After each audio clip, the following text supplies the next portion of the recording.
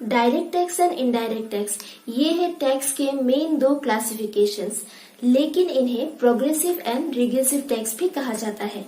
तो आज के इस वीडियो में मैं यही टॉपिक आप लोगों के साथ डिस्कस करने वाली हूँ। हेलो एवरीवन, मैं हूं मधुमिता और आप लोग देख रहे हैं टैक्स डाइजेस्ट। तो चलिए इस वीडियो को स्टार्ट करते हैं। पहले हम बात करेंगे डायरेक्ट टैक्स की।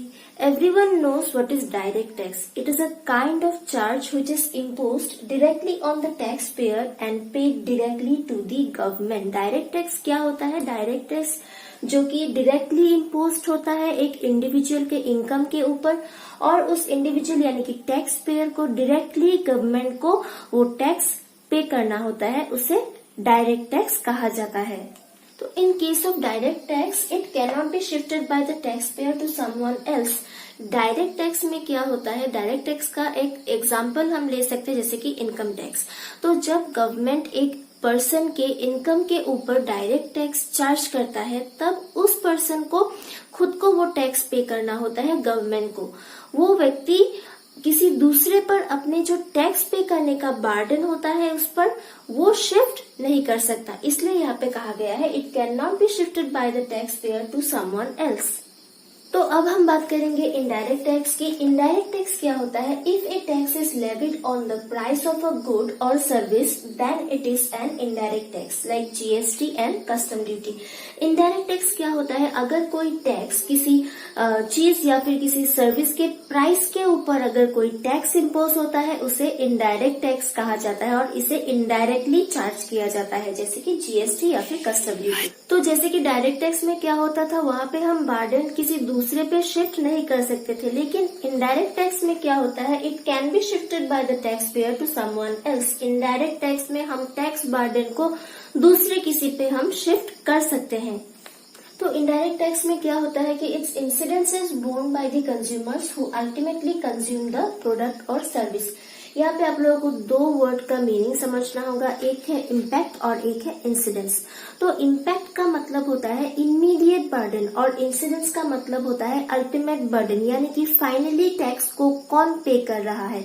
और इनडायरेक्ट टैक्स के मामले में क्या होता है कि जो फाइनल कंज्यूमर्स होते हैं, जो कंज्यूमर्स जो कि फाइनली एक प्रोडक्ट या फिर सर्विस को वो लोग यूज कर रहे हैं, उन कंज्यूमर्स को इनडायरेक्ट टैक्स पे करना होता है। चाहे उसका इमीडिएट जो लायबिलिटी होता है टैक्स पे करने का, वो किसी दूसरे पर भी पड़ सकता है। यहाँ पे जैसे लिखा हुआ है, while the immediate liability to pay tax may fall upon the person such as manufacturer, producer या फिर seller of गुड्स। पहले यहाँ पे आप लोगों को दो इम्पोर्टेंट टर्म्स का मीनिंग समझ लेना है, एक है इम्पैक्ट और दूसरा है इंसिडेंस।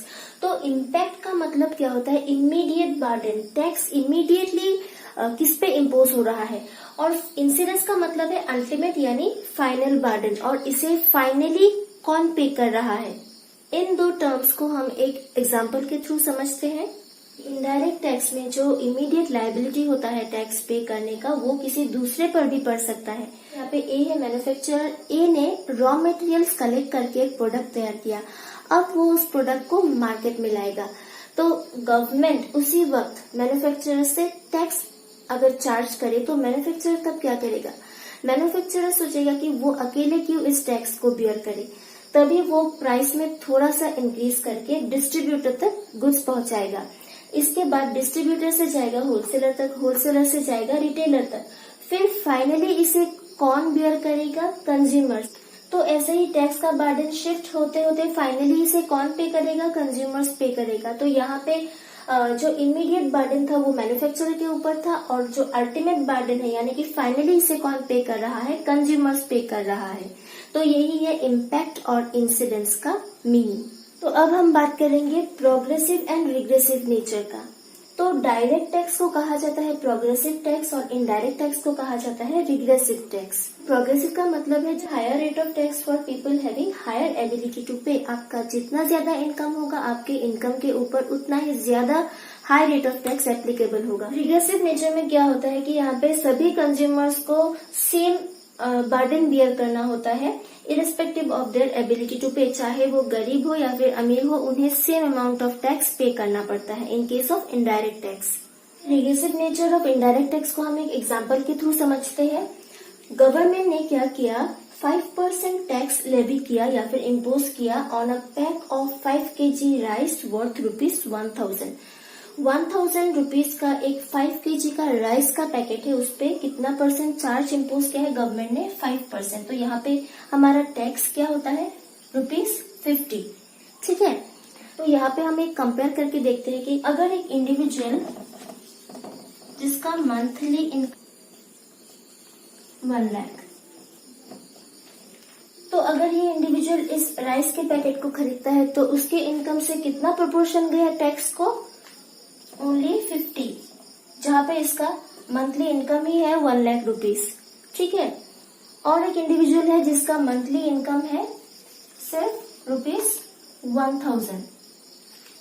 तो अगर ये इंडिविजुअल इस राइस के पैकेट को खरीदता है तो उसके इनकम में से कितना प्रोपोर्शन गवर्नमेंट को जाता है एज अ टैक्स? ₹50, जहां पे उसका मंथली इनकम है ₹1000।